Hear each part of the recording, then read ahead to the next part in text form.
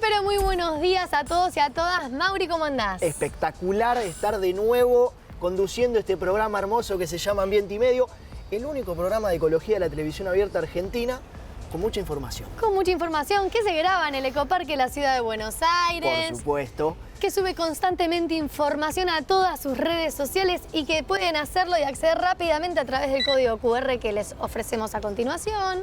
¿Qué más? ¿Y vos qué tenés para mostrarnos y contarnos hoy?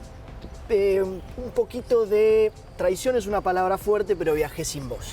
Bueno, no importa, a veces nos tenemos que turnar. Bien, perfecto. Me alegra que lo entiendas porque me invitaron a un lugar muy especial, que es el Calafate, a participar de un congreso para hablar de glaciares y de agua, pero con una novedad importante, y acá voy con una pregunta. Aquel o aquella que me siguió y no siguió en la Fundación Ambiente y Medio en las redes sociales, seguramente ya tengan la respuesta, pero consultarte, ¿cuál crees que es uno de los grandes ecosistemas que todavía no tenía una efeméride mundial propia? ¿Puedo hacer trampa? Porque yo sí te seguí en redes, estamos hablando del Calafate, puedo entender que estamos hablando de los glaciares. Hay muchas pistas, ¿o no? Muchas pistas. Bien, perfecto. La novedad es que el Congreso, sobre todo Naciones Unidas y UNESCO, decretó el 21 de marzo como el Día Mundial de los Glaciares. Y acá algo interesante es que Argentina sí tenía un día nacional, con lo cual estábamos, si preparados. se quiere, exactamente, a la altura de la circunstancia. Pero bueno, hablaremos del Congreso, las conferencias, abordaremos el tema y después.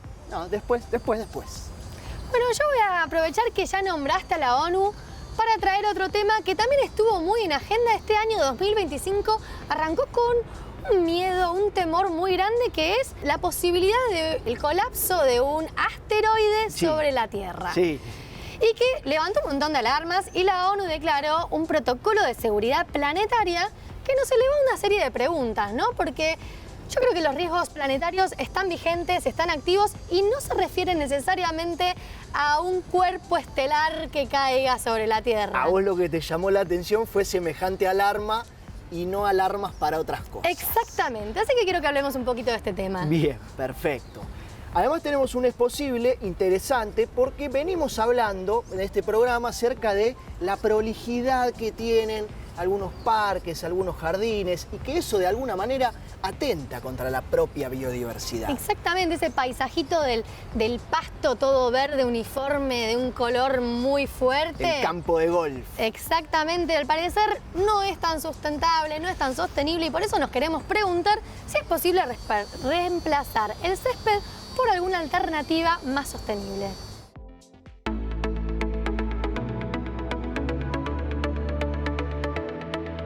¿Es posible sustituir el césped por alternativas más sostenibles? El colchón verde uniforme de aspecto etéreo podría ser un lujo extravagante que no deberíamos darnos. En esos patios y canchas impolutas se ven millones de litros de agua. Todo para un cultivo no comestible.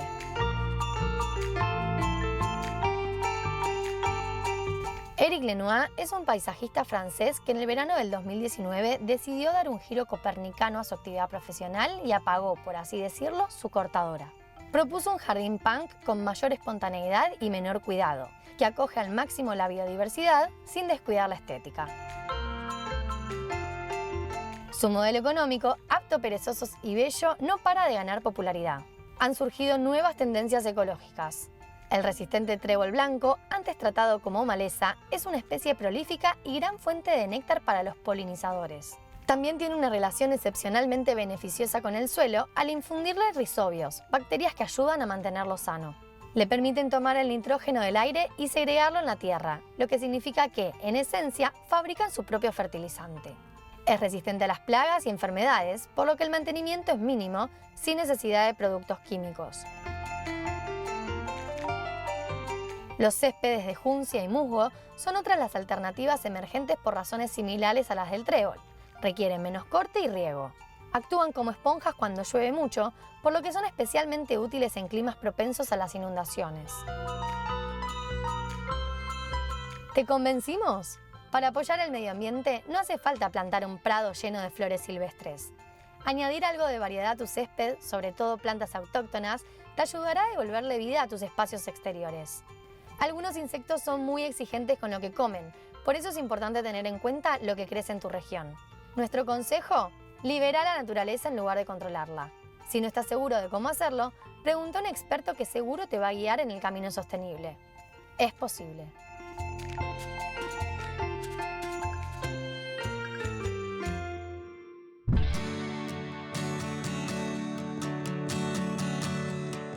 ¡Epa! ¿Qué pasó acá? ¿Vinimos a ver a los glaciares? Sí. ¿Vinimos a comer dulce de Calafate? Sí, también, pero fuimos invitados por UNESCO para participar de un seminario por el Día Mundial del Agua, que además este año el lema es preservar a los glaciares. Por eso estamos aquí y por eso acompañadme.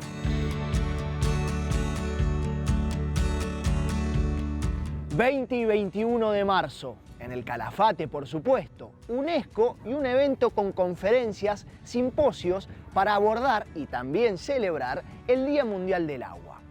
Con una pequeña salvedad, que este año el lema del Día Mundial del Agua gira en torno a la preservación de los glaciares, por eso estamos en el Calafate. Dos cositas más. La primera es que habrá representantes de casi todos los países de Sudamérica, con lo cual conoceremos la realidad de los glaciares de todos los países de nuestro continente. Pero además una novedad muy importante, pero eso te lo dejo para después. Vamos.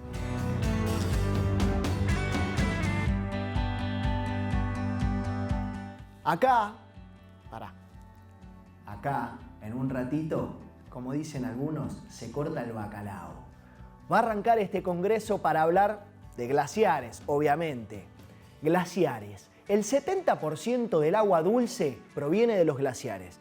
Por eso vendrían a ser un poquito importantes. Y frente al derretimiento y al retroceso de los mismos, por eso estamos en un congreso y en un seminario para hablar de ellos. Pero, además, la gran noticia es que UNESCO, a partir de este 21 de marzo, decreta el Día Mundial de los Glaciares. Por eso estamos acá también.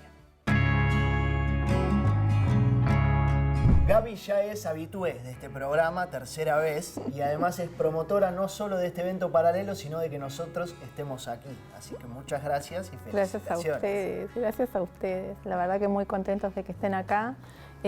Vamos a celebrar el 21 de marzo, este 21 de marzo del 2025 es el primer Día Mundial de los Glaciares y además el 2025 es el año para la conservación de los glaciares, entonces la idea es poder celebrar no solamente este día sino durante todo el año, en este caso con un evento que es un evento paralelo al evento central de UNESCO los días 21 y 22 en el Calafate, que es en donde estamos, que es la puerta del glaciar Perito Moreno y por eso consideramos importante hacerlo acá, ¿no? Porque es algo, el glaciar Perito Moreno en particular, por supuesto que todos los glaciares tienen un valor muy importante, pero ese es emblemático, ¿no? Cuando uno piensa en glaciares, en general piensa en el glaciar Perito Moreno. Es un símbolo. Es un símbolo y además me parece que también tiene que ver con algo de la argentinidad, ¿no? Como parte del patrimonio de los argentinos.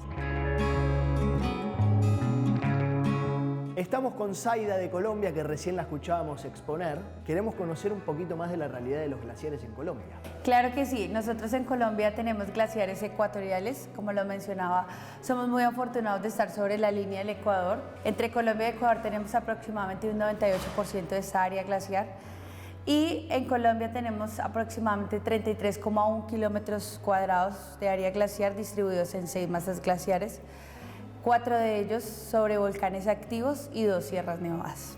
No es común, si se quiere de alguna manera, que haya glaciares en el Ecuador. Sí, son menos frecuentes. No es lo normal tener sobre la línea del Ecuador glaciares debido a que la mayor parte de la radiación solar llega justamente ahí y de ahí es esparcida a los hemisferios. En Colombia tenemos monitoreo participativo y es que la ciencia no solo es para los investigadores, sino para la comunidad. La comunidad se apropia de los monitoreos, se apropia de generar datos y poderlos suministrar y, digamos, permitir que estos datos sean más de forma plana para ser entendidos en general para todo tipo de comunidad.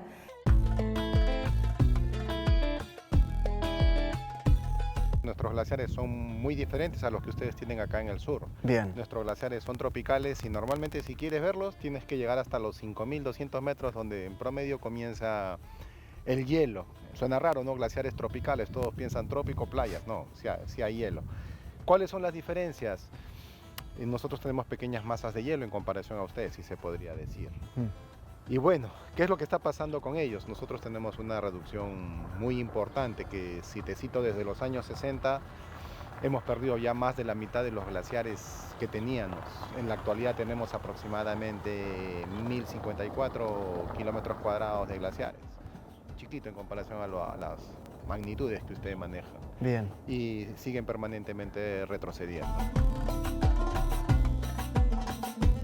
Los glaciares en Bolivia están retrocediendo como pasa en todo lado del mundo, ¿no? Específico en Bolivia, hasta el momento, desde 1975 hasta 2024, redució más de la mitad, 57% de su masa glaciar. Hubo toda esa retracción por estos fenómenos de aumento de temperatura. Te preguntaba antes, fuera de cámara, si eras biólogo, si eras geólogo, y me respondiste algo muy interesante, así que quiero que lo cuentes. ¿Y cómo vinculaste esa profesión con tu estudio, que son los glaciares? Bueno, yo soy electromecánico, diseño de equipos, implementé a lo que es las mediciones de los glaciares, ¿no? Actualmente estamos realizando equipos de medición de los glaciares, pero de bajo costo, ¿no? Que tenemos, que disponemos en nuestro mercado para un poco independizar de la tecnología que tiene un elevado costo también, ¿no? Luis viene de Chile y recién me contaba que no es glaciólogo. Me parece muy interesante porque viene de los recursos hídricos y venimos hablando de la importancia de los glaciares, sobre todo en ese aspecto. Mi área de expertise tiene que ver con recursos hídricos en general. Y hace unos pocos años se incorporó el área de glaciología. Yo creo que hay cosas interesantes que tratamos de dar a conocer. Primero, que Chile no está haciendo estudios particulares, sino que desarrolló una estrategia para tratar de abordar este tema del monitoreo y darle sustentabilidad en el tiempo. En mi país existen glaciares, aunque no lo crean. Aunque no parezca. Aunque no parezca, porque estamos muy cerca de la línea ecuatorial del trópico. Entonces los glaciares están ubicados sobre volcanes. Bien. ¿Ya? Tenemos 6 coberturas glaciares, una cobertura total de 37.2 kilómetros cuadrados, repartidos en las 6 coberturas. El año anterior, desgraciadamente, perdimos un pequeño glaciar sobre un volcán que se llama Cariguairazo. O sea, este glaciar desapareció y no está más. Completamente, sí, se perdió. ¿Y hay posibilidades de que pueda regenerarse? Probablemente, o sea, como la Tierra está en ciclos geológicos que nosotros llamamos, probablemente en la próxima era glacial los glaciares en todo el planeta se recuperarán, pero para eso tienen que pasar unos 10.000, 15.000 años. O sea, es algo que ocurrirá en un periodo largo de tiempo. No es que lo vayamos a ver nosotros. Nosotros, sino en unas 200 o 300 generaciones adelante. El inventario de glaciares que afortunadamente tenemos incluye una tercera fase en donde se plantea el monitoreo del estado de los glaciares a partir del balance de masa glaciar, que es la forma más precisa y que aporta más información sobre los cambios de la masa de los glaciares año por año.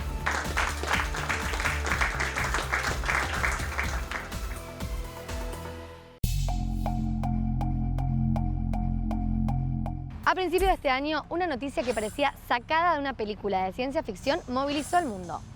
La ONU activó por primera vez en la historia el protocolo de seguridad planetaria tras detectar un asteroide con posibilidad real de chocar contra el planeta Tierra en el año 2032.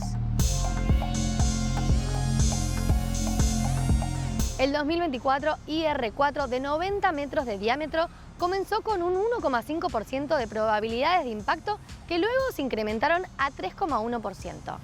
Enseguida los titulares se llenaron de alertas y el debate explotó. ¿Qué hacemos si realmente viene hacia nosotros? Semanas después, con nuevos cálculos, el riesgo prácticamente desapareció. Y así como llegó, el tema se esfumó de la agenda. A ver, la preocupación no era exagerada. Un asteroide de ese tamaño podría causar estragos, desde tsunamis hasta ciudades enteras arrasadas. Y la historia nos lo demuestra. Un meteorito fue el responsable de la extinción de los dinosaurios y del 75% de las especies de la Tierra. Si un caso así se repitiera, los costos de recuperación serían enormes, desviando recursos de otras crisis urgentes como el cambio climático. Y ahí es donde surge la pregunta: ¿por qué nos movilizamos tan rápido ante un riesgo de menos del 5%, pero ignoramos amenazas que ya están en marcha? Si el meteorito hubiera seguido su rumbo de colisión, nadie habría dudado en tomar medidas drásticas. ¿Por qué no hacemos lo mismo con la crisis climática? La alerta de que un posible meteorito, un meteorito que tiene probabilidades de impactar en el planeta, ¿no? Es verdad que ha disparado, ¿no?, un sistema de monitoreo, prevención y eventualmente, si esas probabilidades aumentan, se van a tomar acciones. El cambio climático está siendo o es un fenómeno que gradualmente se va haciendo cada vez más severo y que no tiene un claro y único impacto como sería un meteorito que se estrella contra la Tierra, sino que se va reflejando en las diferentes partes del planeta de diferentes formas. Hay lugares donde está siendo hasta beneficioso. Personas que viven en latitudes muy altas quizás tienen inviernos menos severos, menos nevadas, entonces hoy están produciendo otro tipo de cultivo como puede ser un vino. Entonces esto empieza a confundir la resolución del problema con su lenta evolución. Y la otra gran diferencia está en quién puede hacer algo. Entonces, ante la amenaza del meteorito, casi todas las personas no tenemos mucho para hacer. Entonces, dependemos de que o el meteorito cambie su rumbo o haya gobiernos que tomen acciones como desviarlo y lo que sea. En cambio, la solución al cambio climático está en todas las personas del planeta, en diferentes niveles y en diferentes responsabilidades. Ante la alerta del meteorito, entonces se van a tomar acciones. Pero hoy los desastres que el cambio climático está produciendo son locales. Entonces, la respuesta y la prevención está a nivel hasta de personas y municipios. Lo que pasó en Bahía Blanca no es un hecho aislado, pero sí le pasó a esa ciudad. Entonces es un ejemplo a tener en cuenta. Es decir, el cambio climático nos exige estar organizados y trabajando en conjunto desde los vecinos de una cuadra, el municipio, provincia, nación, conjunto de naciones. Y entonces, de nuevo, muchas personas, muchos intereses contrapuestos, esto viene a enlentecer, a empastar y a demorar las acciones climáticas, ¿no? No hay duda que hoy estamos en una emergencia climática a nivel planetario, ¿no? Porque estamos en un planeta que está 1.1 grado o un poquito más caliente que hace 150 años o más. Esto se está viendo reflejado si tomamos solo el aumento en la frecuencia e intensidad de los fenómenos severos. Y esto está teniendo consecuencias en los sectores más vulnerables del planeta, en los ecosistemas naturales más vulnerables del planeta, y estamos atrasados, ¿no? Las acciones para prevenir, no hablemos de las acciones para mitigar, ¿no?, que sería reducir y eliminar, capturar los gases de efecto invernadero que estamos emitiendo de una manera exagerada. Estamos haciendo acciones de mitigación para ir gradualmente reduciendo el calentamiento global y volver a niveles normales, que es posible porque si realmente se frenan las emisiones, bajan las emisiones, la temperatura va a bajar, no es un problema físico. La solución es un gran acuerdo social, ni siquiera es tecnológico. Pero hoy la urgencia está en las medidas de adaptación, porque ya hoy una buena parte de este planeta, una buena parte de este país está siendo afectado. Tomemos 3 ejemplos que ocurrieron recientemente.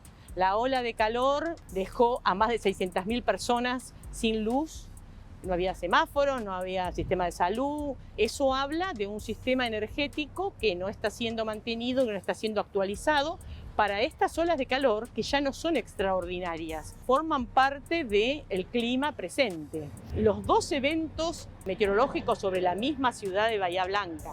Entonces, estas tormentas forman parte del clima natural de nuestro país, estas tormentas que pueden dar lugar a lluvias intensas, granizo, rayos, vientos severos, es el mismo tipo de sistema meteorológico que hemos avanzado muchísimo en su predicción y en su alerta. Pero las consecuencias que traen sobre la población ya no nos pueden parecer raras. Hoy tenemos un sistema de alerta que no se le está dando la suficiente atención. Entonces tenemos poblaciones y sus bienes amenazados. Ni que hablar de las sequías, ese fenómeno gradual que va impactando en la disponibilidad de agua, en los cultivos, ya no son sorpresas. El problema es que las emergencias que tenemos ya no podemos decir que nos sorprende, porque si bien no sabemos qué pueblo, qué bosque se va a incendiar el próximo invierno, la próxima primavera, el próximo verano, nosotros sabemos, tenemos el conocimiento para saber qué zona del país está más amenazada en cada época del año. Entonces la preocupación es que esa articulación nación, provincia y municipio está siendo cortada, principalmente porque el apoyo nacional está siendo desmantelado, ¿no? Entonces realmente estamos en una emergencia climática dejando mucha gente desamparada. En la película Don't Look Up, que si no la vieron se las recomiendo, nos mostraban una sociedad que no reacciona hasta que el desastre es inminente. En la película, un meteorito estaba a punto de destruir la Tierra y los medios lo convertían en un show y los políticos apostaban por soluciones a medias. En la realidad parece que solo nos movemos cuando la cuenta regresiva ya está en marcha. Pero la crisis climática no es un problema del futuro, es un problema del ahora. Si un asteroide con un 1% de probabilidad de impacto nos hace activar protocolos de emergencia global, ¿qué más tiene que pasar para que tomemos en serio la crisis climática? Porque a diferencia de un asteroide, este desastre sí lo podemos frenar y lo estamos dejando pasar.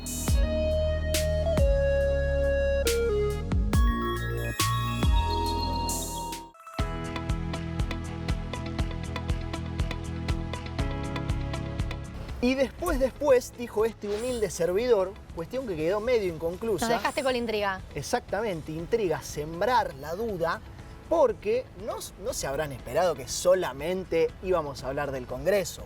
Salida de camp. Claro que sí, si vas a los glaciares. Había que ver los glaciares, así que si les parece hacemos una segunda parte con el Parque Nacional Los Glaciares. Me encanta. Y quienes no lo conocen, no se pierdan la oportunidad de viajar y conocer las maravillas que tiene nuestro país. Emocionante, realmente. Bueno, yo tengo otro tema que también tengo ganas de charlar, que también está en la agenda más bien local en este caso, que tiene que ver con una discusión que parecía saldada, que era alrededor de las botellas de amor, un tema que hemos hablado más de una ocasión en este programa y que por alguna razón empezó a haber un par de rumores sobre que la empresa que la reciclaba ya no está funcionando y entonces como que de repente es como, bueno, no lo hagamos más. Bien. Y acá siempre vamos a estar del lado de no abandonar los hábitos y menos de los hábitos que hacen bien. Por supuesto. Y por eso vamos a ver un poco de qué va toda esta problemática y cómo la podemos resolver de alguna forma. Me parece espectacular, sobre todo porque no hay mejor interlocutora para hablar de eso. Muchas gracias. Y además no hay mejor interlocutora para hablar de lo que viene a continuación. Siguiente tema. Tu animal favorito. El elefante. Se traslada a Pupi y vamos a charlar sobre eso.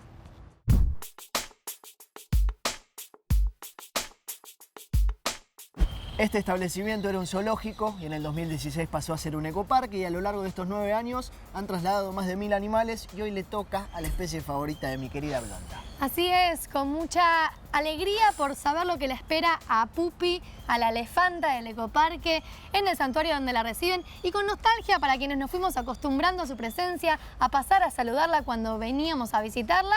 Nos despedimos de mi animal favorito, el elefante, muy bien, y queremos conocer un poco cómo se realiza este traslado de animales. Majo, con mucha data, nos los cuenta.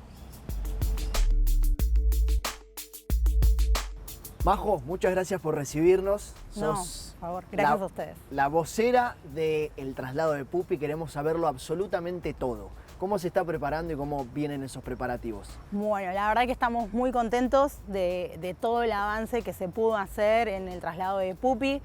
Es un traslado que lo venimos gestando hace muchísimos años. Luego de la salida de Mara en el año 2020, ya arrancamos con todos los papeles para que pueda finalmente derivarse. Los papeles demoraron bastante tiempo, por cuestiones burocráticas, principalmente de Brasil. Y bueno, y finalmente en octubre del año pasado nos llegaron los permisos de Brasil y con eso pudimos ya traer la caja de traslado y con la caja de traslado comenzar todos los preparativos para que ella pueda acostumbrarse a la caja y poder empezar este viaje que va a ser un cambio rotundo para su vida. Bueno, ese es un proceso muy largo, más allá de lo burocrático que tiene sus tiempos. Sí. También es un proceso largo el hecho de acomodar a los animales, en este caso a la elefanta, porque también hay que tener un montón de cuidados para hacer este traslado de forma respetuosa, ¿no? ¿Nos querés contar qué son los cuidados que hay que tener en cuenta? Mira, para poder trasladar cualquier animal a otro país, primero lo que uno tiene que hacer es cumplir con un certificado veterinario internacional, que ese certificado veterinario es algo acordado entre las autoridades sanitarias de ambos países.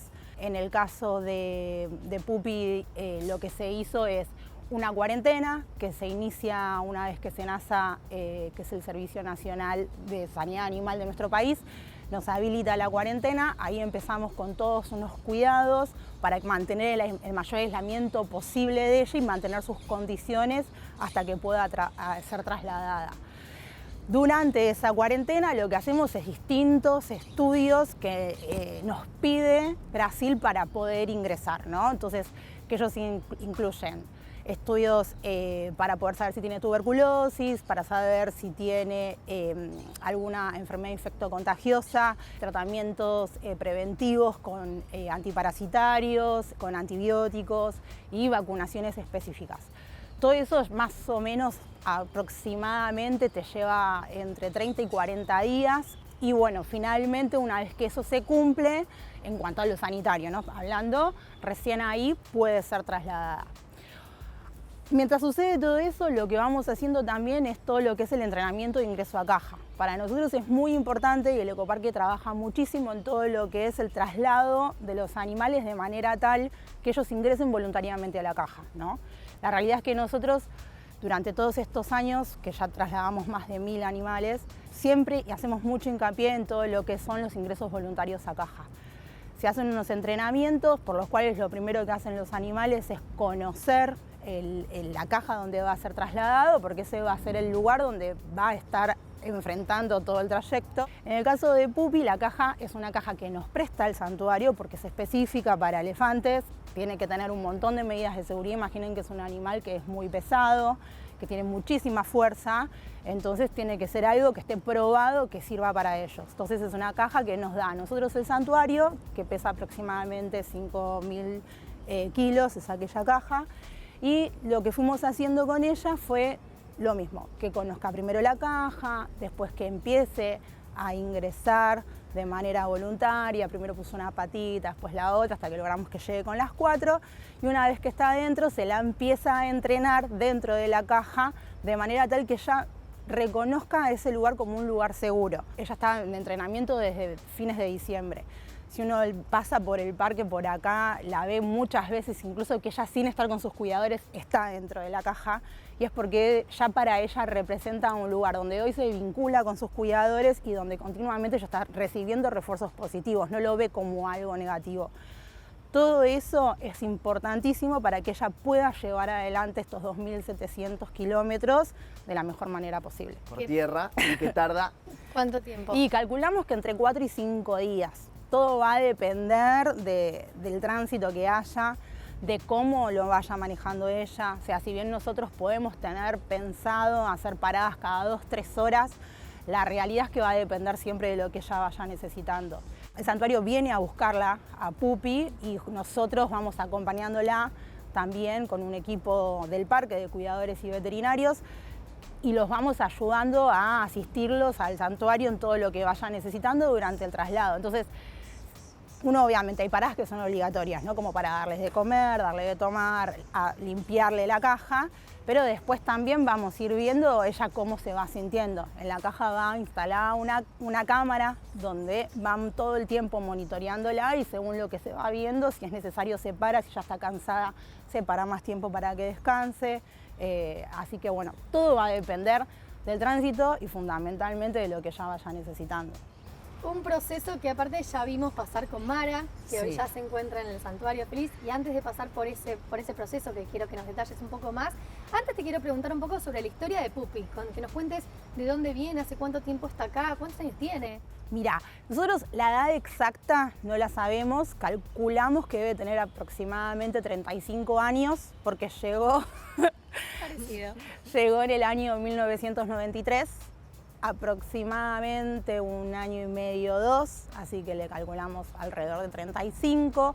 Cuando la ciudad de Buenos Aires toma posesión de lo que era el viejo zoológico de la ciudad de Buenos Aires, en ese traspaso hubo un montón de papeles que no se encontraron, entre ellos el certificado de origen de algunos animales. Uno de ellos es el de Pupi, así que con eso hay muchos datos que se pierden de alguna manera. Uno de esos es la edad exacta de Pupi, otro es el origen exacto de Pupi. Nosotros sabemos que ella viene de Sudáfrica, pero no sabemos de dónde específicamente. Y bueno, y ella llegó acá, llegó con su hermana, o sea, también le decimos su hermana, pero tampoco sabemos si realmente es su hermana. Definitivamente hermanas de la misma madre no pueden ser porque llegaron juntas y más o menos de la misma edad. No se sabe por ahí si comparten padre. Y llegaron juntas siendo muy chiquititas y después en el año 95 se suma Mara, que era la elefanta asiática que viene de un circo. Bueno, ellas vivieron juntas durante todos estos años, hasta el año 2020, que Mara fue finalmente trasladada al santuario. Durante los primeros años de su vida, ellas compartieron todo el tiempo, tanto ambiente externo como ambiente interno, permanentemente de manera junta a las tres. Los elefantes son animales que se manejan en manadas, donde hay una hembra dominante siempre en el grupo, son grupos de hembras en la naturaleza, y donde la hembra dominante es la que va dirigiendo al grupo. Obviamente ellas eran mucho más chiquitas que Mara, entonces la dominante siempre era Mara. En algún momento ellas crecieron y empezaron a tener problemas de dominancia entre ellas, y por esa cuestión, por medidas de seguridad, porque son, como dije antes, animales muy grandes que manejan fuerzas y puede ser bastante complicado, empezaron a mantenerse separadas. ¿Cómo es esa cuestión de no vincular elefantes africanos y elefantes asiáticos? Mirá, a ver, si bien son todas elefantes, son elefantes que son de distinta especie, entonces son animales que tienen comportamientos distintos, fuerzas distintas y estructuras sociales distintas. Entonces, eso hace que de alguna manera tengan dificultades en la vinculación de manera continua. Y como dije antes, las africanas son muchísimo más grandes que las asiáticas y manejan otro tipo de fuerza, y eso se puede volver realmente peligroso. Se puede volver peligroso para ellas y puede volverse peligroso para el equipo de cuidadores que lleva el cuidado a diario. Y la realidad es que tampoco deberían permanecer juntas porque en la naturaleza ellas no están juntas, o sea, son dos especies distintas. Algo que me resultaba interesante siempre es que cuando escuchamos los nombres de los animales, de las elefantas, de los distintos zoológicos, siempre son hembras. Sí. ¿Esto con qué tiene que ver? Y en general los machos son mucho más difíciles a la hora del manejo, manejan otras fuerzas, otros tamaños, y eso hace que se vuelva mucho más difícil. Por ejemplo, de por sí, en el caso de los elefantes asiáticos, ellos tienen un momento que se supone que es una cuestión hormonal en la cual desarrollan un comportamiento que es agresivo, si se quiere decir de alguna manera, pero es todo comportamental acorde a lo que en su fisiología está pasando. Entonces, siempre en este tipo de especies es mucho más fácil el manejo de hembras que de machos.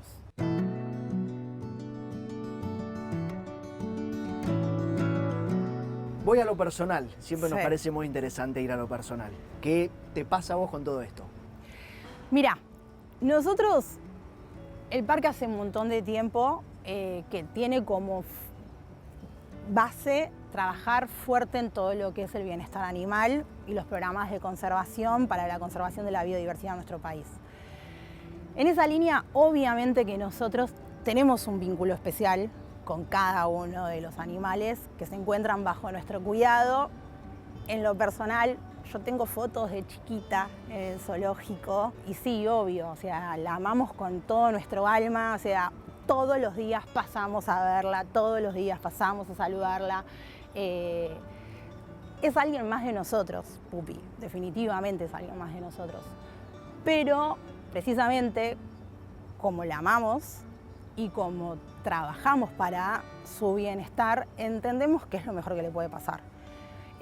Para nosotros es una pérdida, obvio, desde lo emocional, de no poder verla todos los días de nuestra vida, sí es una pérdida, pero la felicidad que nos da saber que ella va a estar en un lugar donde va a poder caminar todo lo que tiene que caminar, comer lo que quiere comer, elegir, poder tirarse al sol, o sea, la libertad que uno quisiera tener de poder elegir continuamente qué hacer, eso no tiene precio para nosotros, así que obviamente que vamos a estar un poco tristes cuando pasemos y veamos que no está, pero la felicidad de verla llegar y bajar de esa caja, ya lo vivimos con Mara, fue un momento emocionante y bueno, y verla a Pupi va a ser hermoso.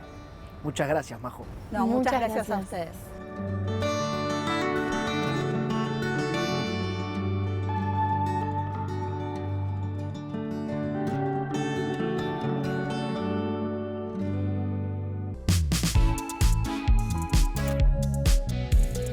Hace unos meses, un tema que parecía estar resuelto volvió a estar en boca de todos. ¿Qué pasa con las botellas de amor? Se instaló la duda de si este hábito que muchas familias habían logrado incorporar sigue teniendo sentido ahora que la empresa que reciclaba estos plásticos cerró sus puertas. Pero arranquemos por el principio. ¿Qué son las botellas de amor? Bueno, son botellas de plástico rellenas de plásticos flexibles no reciclables. Surgieron como una estrategia para acopiar y recuperar plásticos que de otra manera terminaban enterrados en basurales a cielo abierto o en rellenos sanitarios.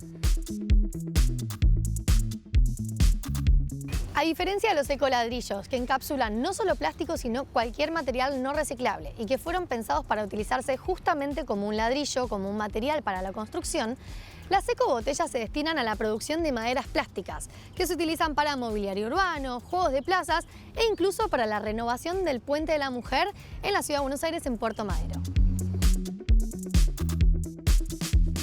Esta iniciativa, impulsada por la Fundación Botella de Amor y apadrinada por una empresa recicladora, logró que muchas personas empiecen a separar sus residuos y cuestionen su consumo de plástico. Pero tras el cierre de la empresa recicladora, la incertidumbre creció. ¿Sigue sirviendo la botella de amor? Y acá es importante recordar algo. El reciclaje es dinámico. Lo que hoy se recicla puede no ser viable mañana, lo que antes no se recuperaba puede encontrar un nuevo mercado a futuro. Por eso, antes de abandonar un hábito como este, es importante preguntarnos, ¿cómo hago para seguir separando estos residuos? Una opción es consultarle a los municipios, quienes deberían marcar la agenda del reciclaje en cada localidad. Otra es acercarse a los recuperadores urbanos, quienes muchas veces encuentran alternativas para materiales que parecían no tener valor. Además, aunque la principal empresa de maderas plásticas haya cerrado, ya han surgido otras más pequeñas que podrían ir absorbiendo ese material, aunque sea en un futuro. Pero más allá de eso, hay que mirar el problema de fondo. Y el verdadero problema son los plásticos flexibles.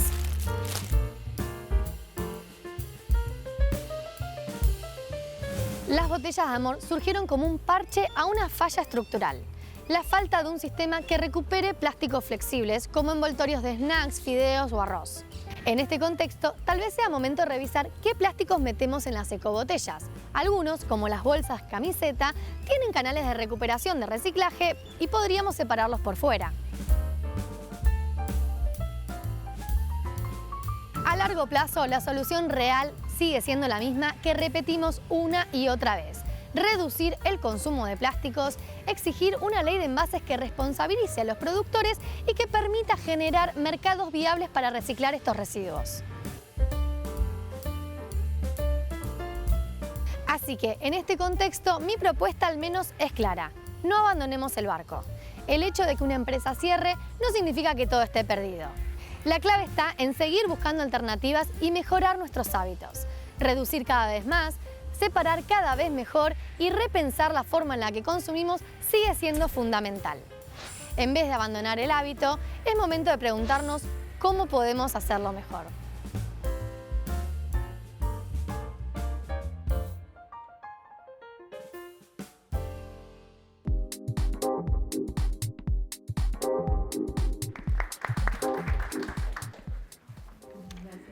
Esto, como verán, está a punto de terminar. Ya tenemos decretada nuestra efeméride Día Mundial de los Glaciares, 21 de marzo. Ya tenemos una radiografía de la situación glaciares en casi toda Sudamérica. ¿Qué falta? ¿En serio se pensaban que no iba a haber salida de campo? Permiso. ¿Me corro un poco? Bienvenidos al Parque Nacional Los Glaciares.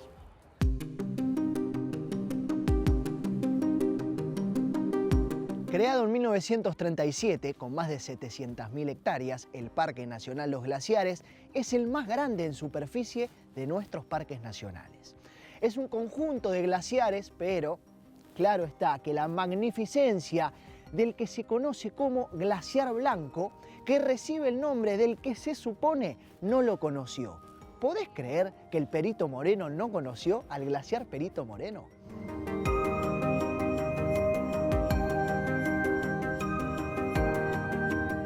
¿Qué es lo que acabo de mencionar? Glaciares blancos. Hay varios tipos de glaciares y cada uno tiene su significancia.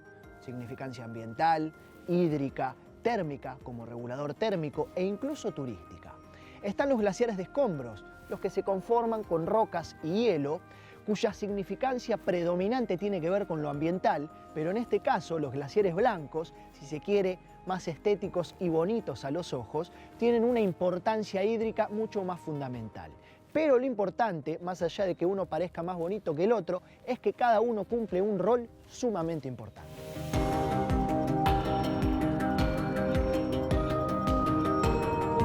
El 70% del agua dulce proviene de los glaciares. Sí, lo voy a repetir las veces que sea necesario, como así también que a partir de este año, todos los 21 de marzo, es el Día Mundial de los Glaciares. Importantísimo, porque se encuentran en peligro por derretimiento y por retroceso. Y por tanto, pierden su significancia, tanto hídrica, tanto ambiental y tanto como reguladores térmicos. Lo turístico seguramente siga en pie, por eso hay que defenderlos.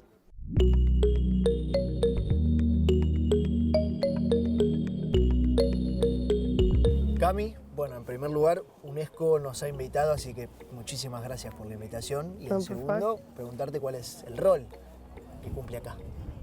Bueno, en este evento, igual que todos los eventos que se realizaron por el primer Día Mundial de los Glaciares, el rol de la UNESCO es uno de los organizadores, junto con la OMM, de todas las celebraciones que se realizan en torno a este importante día, y es el de concientización, ¿no? De concientizar a la población en general sobre la importancia de estos cuerpos de agua y invitarlos también a conocer más sobre ellos, a involucrarse más en su conservación y sobre todo a tomar acción para que podamos disfrutar mucho tiempo de estos cuerpos. ¿Y cuál crees que es la importancia que tienen estos seminarios, que se desarrollen estas conferencias, estos encuentros entre todos? Mira, la importancia de estos seminarios es que llega bastante gente.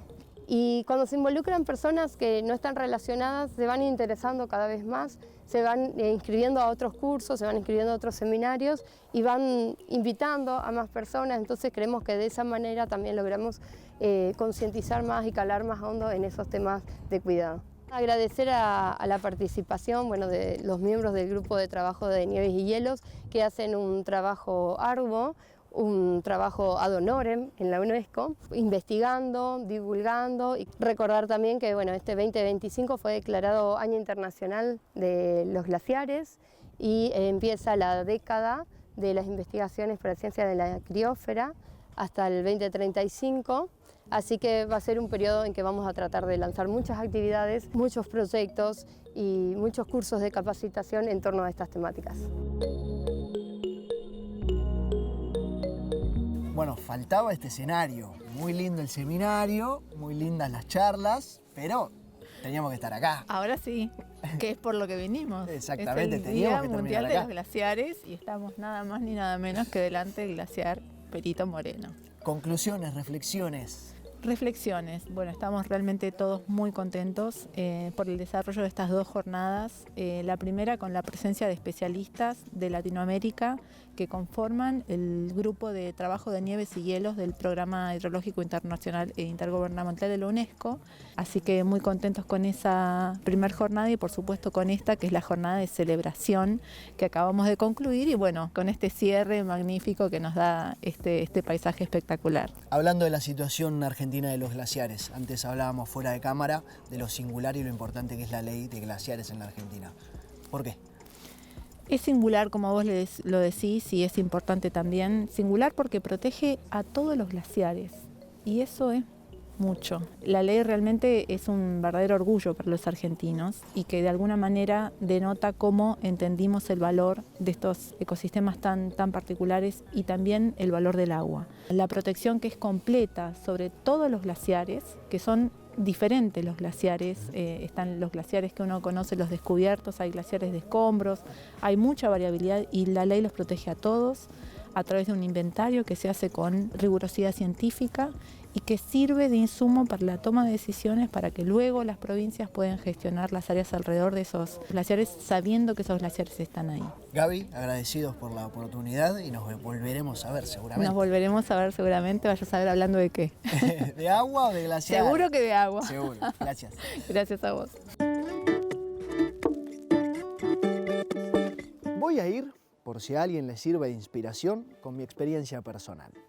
Vine por primera vez a fines del 2022 a este lugar y si bien nunca había visto un glaciar, debo confesar que había visto hasta a esa altura del partido cuestiones movilizantes, impactantes. No obstante, la sensación que me generó por primera vez ver esto fue realmente física.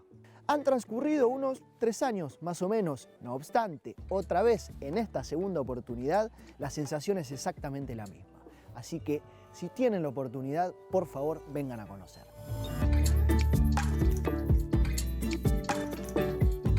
Además, algo importantísimo, que no lo mencionamos, esto es patrimonio de la humanidad, algo que se dice rápido y fácil, pero a veces no tomamos dimensión de lo que realmente significa. No hay nada en el mundo como esto. ¿Y a quién le pertenece? A esta bandera. A conocerlo, a cuidarlo y a disfrutarlo.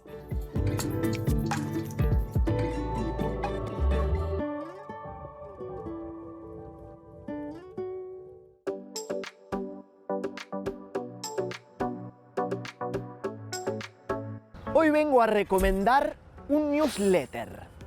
Modalidad comunicacional que se ha instalado en el último tiempo y que permite abordar un tema de manera extendida, literaria y con mucho volumen de datos.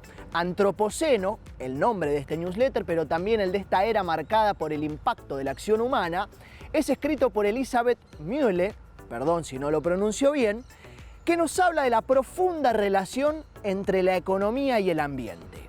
En una de sus últimas publicaciones nos habla, por ejemplo, de la curva de Kuznets, un concepto que dice que a medida que un país se desarrolla, alcanzas un punto máximo de contaminación, tras el cual luego empieza a disminuirse sin que eso represente una disminución en el consumo, en la economía, en el tamaño de la economía o en el bienestar general. Cuanto menos polémico, pero muy bien abordado por Elisabeth, que mes a mes nos trae conceptos muy interesantes sobre economía y ambiente. Tiene su página, tiene también su Instagram, en donde encontrarán toda la información para suscribirse a este newsletter y sumergirse en un mundo muy conocido por nuestra querida Blonda, economista y ambientalista. A mí me encanta que cada vez sean más las personas que vinculen la economía y el ambiente, y el IMOLE para mí es parte de ese mundillo que nos acerca a estas dos cosas que parece que siempre están contradiciéndose y en realidad es un todo. Por supuesto que es un todo. Bueno. También es un todo lo que tiene Ambiente y Medio para ofrecer desde los programas que estamos haciendo en este momento, como nuestro canal de YouTube, en donde está todo, insisto, en donde pueden suscribirse, activar la campanita, seguirnos en redes sociales, seguirte a vos, seguirme a mí, seguirnos. Seguirnos, porque todos intentamos compartir esto que intentamos que sea esta educación ambiental a través de redes, ¿no? Por supuesto, porque somos Fundación Ambiente y Medio. Y creamos contenido y periodismo ambiental. Si les parece bien, nos vemos la semana que viene. Chau, chi, para allá. Sí.